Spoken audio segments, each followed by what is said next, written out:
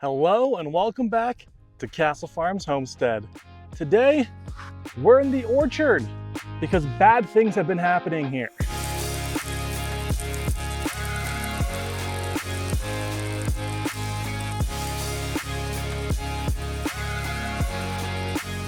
Recently, the pronghorn have been coming onto our property and destroying our trees. If you take a look here, you can see that they have been stripping the leaves off of these trees. This thing used to be thick and full. I mean, you can see the other ones that are nice and full. And then you can see trees that have been getting absolutely destroyed by these pronghorn. And it's hard enough to grow trees out here. It's hot and dry and windy, and we have to feed and water these things constantly. And it's so good when we see them growing and thriving. And we were feeling real good about these trees. We had one that was like on the brink of death and it's bounced back. And now the pronghorn are just ruining these trees. They stripped a cherry tree over by the garden. They've been chewing on the apple trees by the garden as well. And they're going to kill our orchard unless we do something about it. Today, we're putting in an electric fence. So we've known this has been going on for a few days, and it has happened like once and then not happened for a long time, and they got, some of a tree or whatever, but then just recently it's become such an issue that it's almost like every night they're coming back in, and we'll show you here in a second. One of the trees is nearly completely stripped. We can only hope that it'll bounce back. So I've been thinking about what I want to do to fence this off. And my first thought is, well, we'll throw up some T-posts and some wire fencing, some field fencing. Well, just to cover this orchard area here, it was going to cost me about $1,000 to do that. And it wasn't what I wanted to put up as a permanent fence. And so I was kind of going, oh, what do I want to do? Well, Bobby suggested, and that we try an electric fence. And I think a friend of ours mentioned it as well. And so I was in at Steve Regan yesterday and looking at these things. And what I've done, I've purchased this Gallagher S20 system. And this, just a small little system here with some poles and wire, it says can do up to 12 miles or 40 acres. I think it should handle our orchard. That's about 400 feet. So I've got this solar system, so it just charges throughout the day. And then you just take this and you hook it up with the wires, these clamps, these cables, to wire that will run on these posts that we'll put around the fence, around the orchard, I mean. And I think I got stuff so that I could run 2 wires. And I think that should do it, unless if they're wise on me and they just say, oh, that's an electric fence, I'm just going to jump it, because it won't be tall enough to stop them from jumping. The only hope is they walk up and then they just don't want to even come around. But that's our project for today, get those things put up.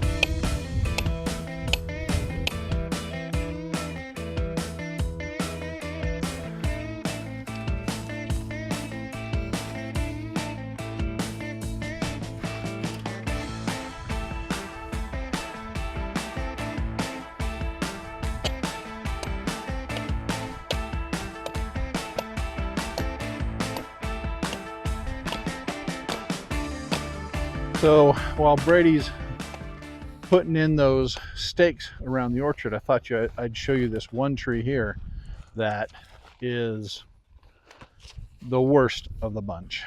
This is one of our apple trees, and you can see it has been nearly completely stripped.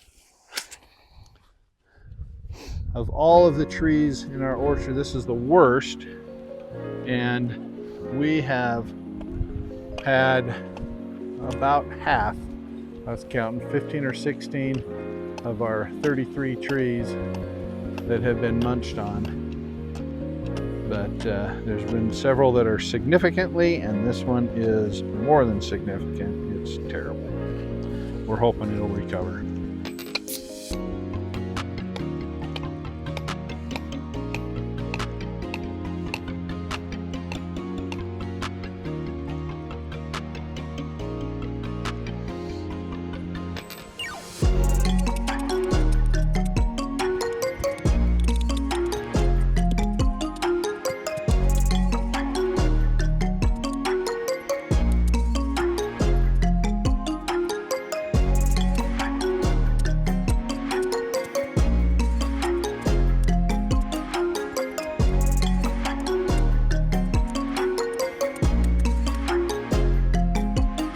So the next thing we want to do is we have these little clips in a bag that they're little spring clips.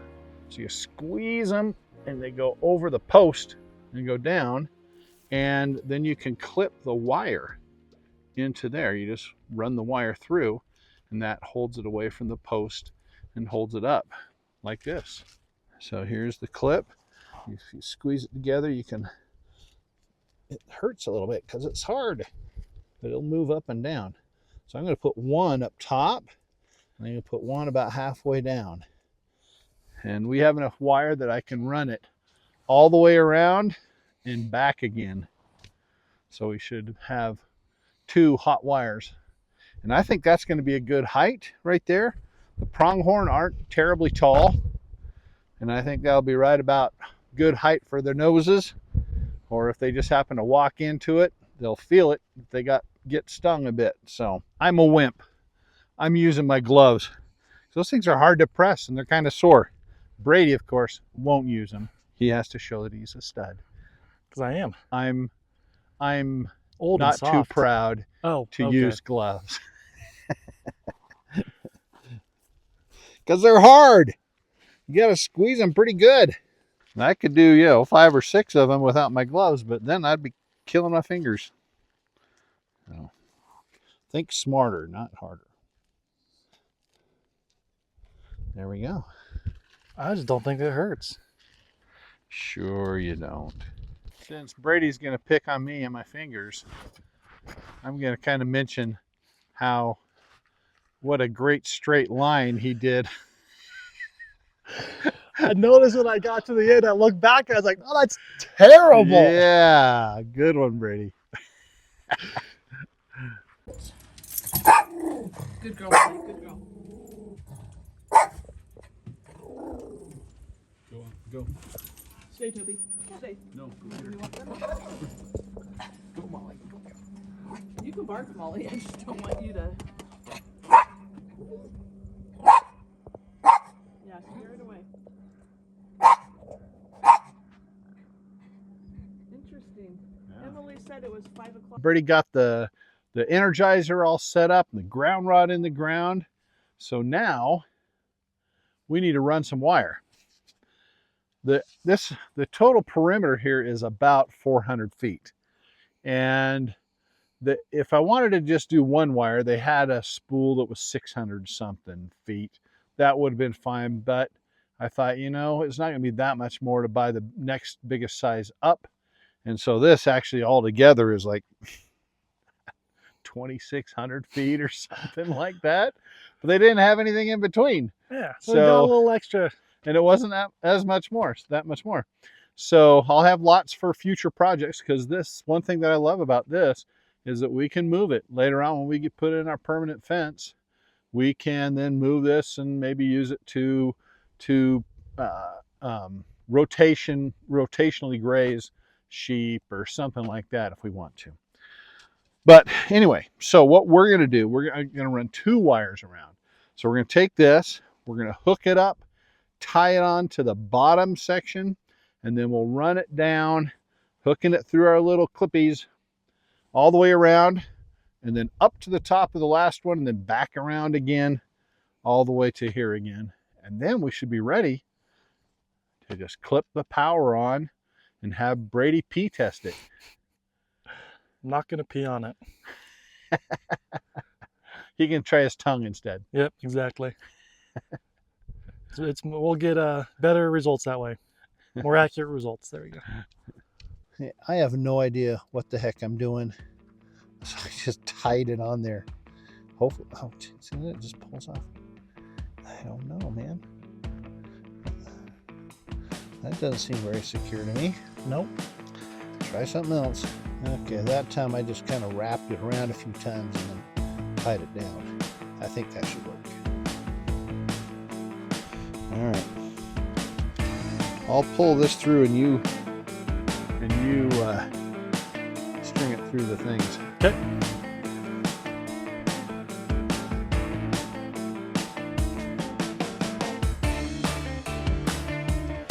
Like that. Easy peasy. That's the plan. That's the master plan.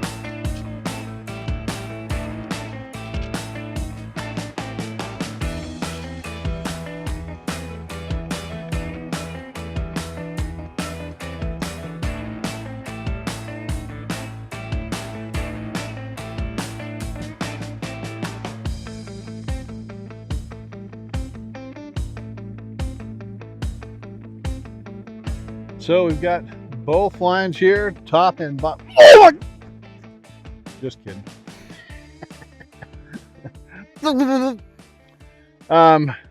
Bottom and top, it's tight enough, looks good. I think it's gonna be effective. We do have some weeds through here. I don't think you want to have things touching the line at all, or it can ground out. That could be an issue with all the tumbleweed and stuff that we get through here, but that's usually so dry, I don't know that it would even short anything out. I don't think it's conductive enough. But these weeds here, we'll have to pull those out and get them out of the way. But it's looking good. I think that'll do the trick. Me too. So the last thing we need to do is to hook up the Energizer with our little cables here. We've got a ground that Brady put in. We need to hook that up onto the ground, and then this onto the wire, and it should be good to go. What we don't know, though, is that we're supposed to charge this for a day to make sure it's fully charged. It's been charging for about 6 hours or so, and there's a little light on the back here, but we have seen no indication of any kind of charge or anything on here. So I don't know what's going on with the charge. Even if we turn it on, see that little blip there. But we'll hook it up and see if that does anything, if it shows anything. You're gonna have to hook that over there. I can't reach the ground.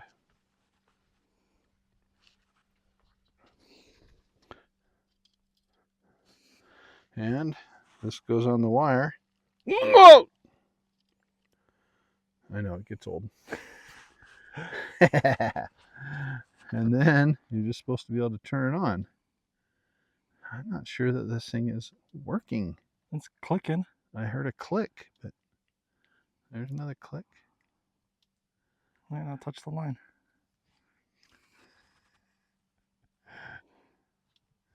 Do you dare touch the line? Not really. How much of a shock is it? I don't know. Touch the line and find out.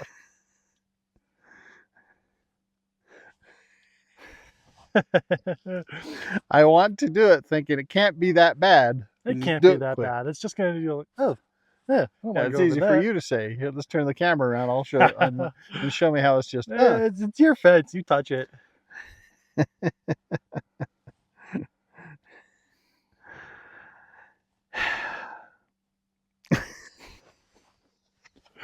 That is crazy. It's like I can't bring myself to do it.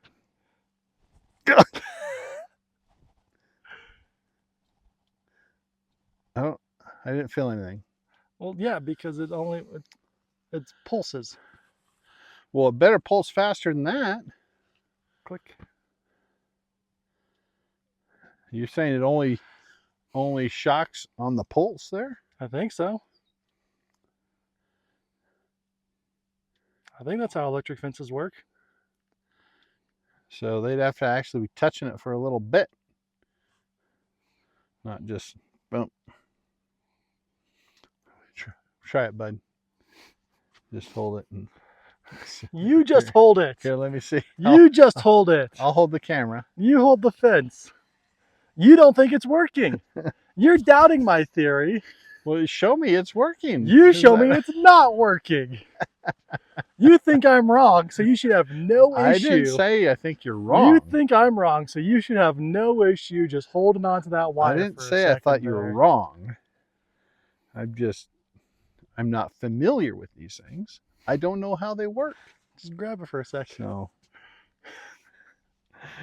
people who really know are going, quit being a pussy. Yeah, like you being a baby. It tingles a bit. Come on. You get a little buzz. It's like putting your tongue on a 9-volt battery. It's like a 9-volt up the arm. I don't know.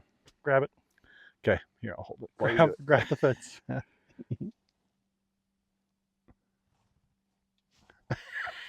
Did you let go right before it ticked? I didn't touch it. Oh, I went you did? around it. Oh, I thought you had it on your fingertips. Oh. All right, go ahead and grab it. You do it. Come on. You're always saying how you're the big stud. I'm so strong. You're a wuss. Yeah, but I'm not impervious to pain. Okay. But you claim to be. No, I don't. Something you do too. I just say things don't hurt when they don't hurt. There But you I go. think an electric fence hurts. Come on. This will be good TV. It'll be terrible. Be good YouTube stuff. Just hold it. Quit being a wuss. Yeah, it works. Oh, you got it? Uh-huh. Oh, that's barely anything. Not big of a deal. Huh? See, I told you that. I didn't even feel anything that time. Oh, really? It's getting like weaker and weaker.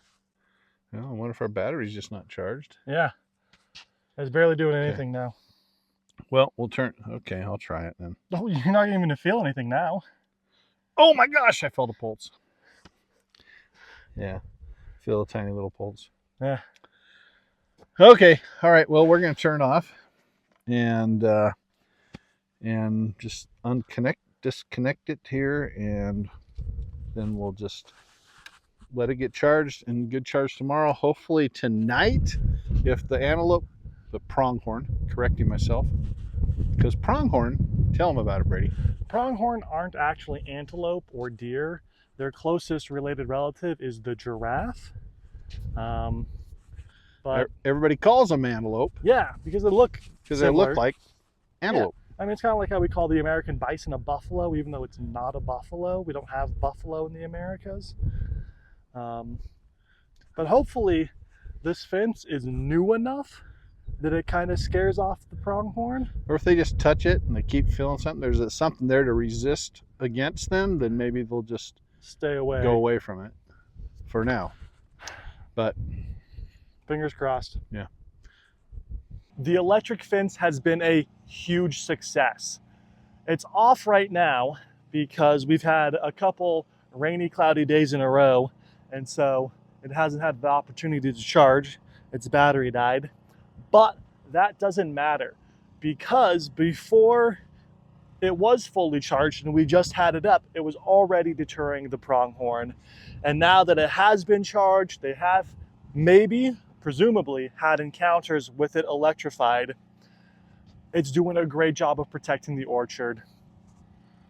None of the trees are getting chewed on anymore. They're all coming back good and strong. The only things we're really worried about now are things like voles and moles and gophers chewing on roots, which unfortunately is what we believe is happening to one of our good cherry trees. We're never gonna get any cherries because these trees keep dying. So we're gonna have to figure out something to do there with those rodents. But right now, the orchard's looking great. Huge success. Loving this.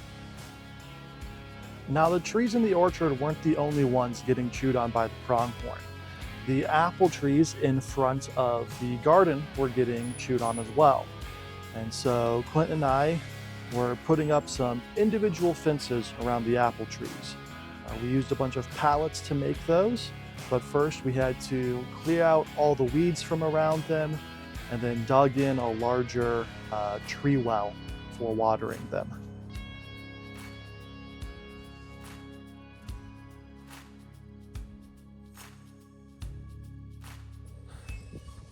These fences were very easy to build.